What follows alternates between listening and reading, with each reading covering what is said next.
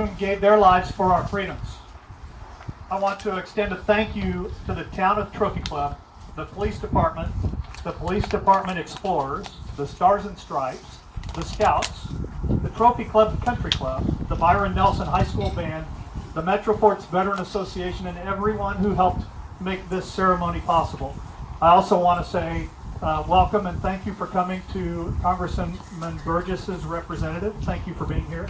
And to have General Dake with us today. Thank you very much. Mayor, Town Council, thank you so much for your support. And finally, Rolling Thunder for having our own version of that. Thank you, men, for being here for that. I also want to say, and please join me in thanking her, Colonel Emily Ladich did a wonderful job coordinating all of this. So, Emily, where are you at? Thank you.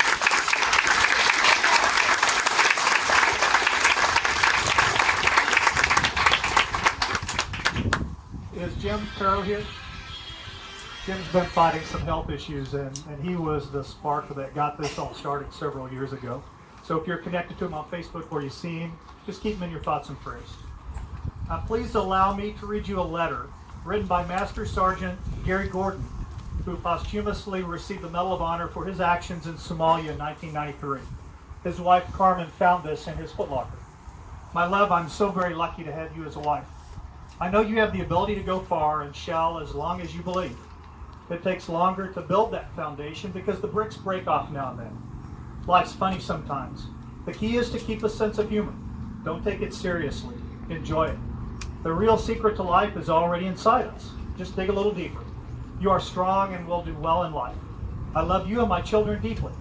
Today and tomorrow, let each day grow and grow. Keep smiling and never give up, even when things get you down.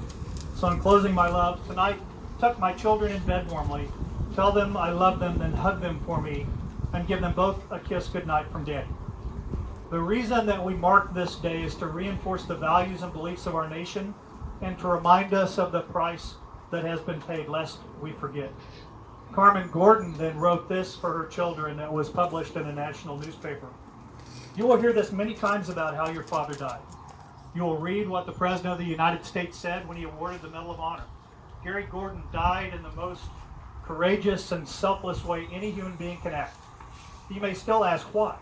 You may ask, how could he have been devoted to two families so equally, dying for one but leaving the other? For your father, there were no hard choices in life. Once he committed to something, the way was clear. He chose to be a husband and father and never wavered in those roles. He chose the military, and I shall not fail, those with whom I served became his simple religion. When his other family needed him, he did not hesitate, as he would not have hesitated for us. Today is not a day about us. Today is about those who died for us. Their families and those of us who served with them will never forget their faces, their voices, their walks. A warrior dies two deaths, one on the battlefield and another the last time that warrior's name is spoken aloud. 16 men. 16 men I served with died while serving this nation. That's one more than last year at this time. Major General Jeffrey Bannister and I served in the 1st Ranger Battalion together during Desert Storm. Jeff was born in California in 1961. He enlisted in the Army before becoming an officer. He deployed more than 10 times into dangerous areas around the world. And in talking with mutual friends, I learned that Jeff played a huge behind-the-scenes role in the fight against terror. I can't imagine the weight of responsibility, the stress that he internalized as he faced evil and defeated it. That stress ultimately cost him his life as he collapsed and died just 2 weeks before he was to retire from the military. Jeff had dark hair, piercing eyes, and he just sent this wind right now, and a persona that demanded immediate respect. He and I walked many miles together, carrying heavy loads and sharing Copenhagen. I will never forget him and how he challenged me to be a better soldier. His wife Teresa is now a Gold Star wife. His daughter Lindsay, a Gold Star daughter. During World War I, families displayed blue stars in the windows of their homes, 1 star for each family member serving overseas. If that family member was killed, the family took down the blue star and replaced it with a Gold Star. A Gold Star family member should be the most revered among our society. For in Abraham Lincoln's words, they have, quote, laid so costly a sacrifice upon the altar of freedom, quote. Do we have any Gold Star family members here today?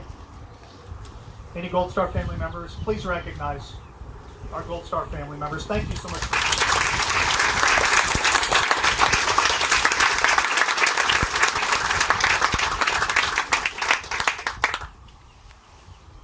We are better for having known them, and we are poorer at their loss.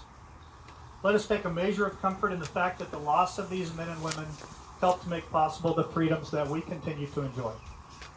The men I served with would not want us to cry for their loss. They would rather we burn some steaks, crack some cold beverages, say their names, and tell stories about their exploits. It's okay to enjoy this day. It's been bought and paid for, and gifted to you to do with as you wish. And you made the choice to be here. So thank you for that. God bless them. God bless and comfort their families and friends. God bless the United States of America. Chief Wade Karl, Marine Corps veteran, is going to now provide our invocation. Thank you. Everyone, please pray with me. You may stand, please.